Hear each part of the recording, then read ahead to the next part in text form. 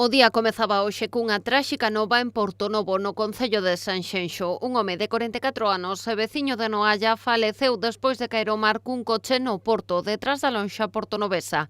O suceso produciuse ao redor das 4:30 da madrugada. Foi a propia vítima quen alertou do accidente ao 112. Segundo explican dende o Centro de Atención de Emerxencias, durante a súa chamada, o home apuntou que estaba no interior do vehículo, que estaba a fundirse e que non sabía nadar. Finalmente, o cadáver deste veciño de Noalla foi localizado ao redor das 6 da madrugada na zona do embarcadoiro do Peirao de Portonovo. Todo apunta que a vítima conseguiu saír do interior do coche, pero o vento e as correntes existentes nese momento desprazárono ata o lugar onde finalmente foi localizado xa falecido. O levantamento do cadáver realizouse ao redor das 9:20 da mañá. Pro operativo foron mobilizados o 061, persoal de salvamento marítimo, o Servizo de Gardacostas de Galicia, bombeiros do Salnés, o GES de Sanxenxo, a Garda Civil, a Policía Local e Protección Civil.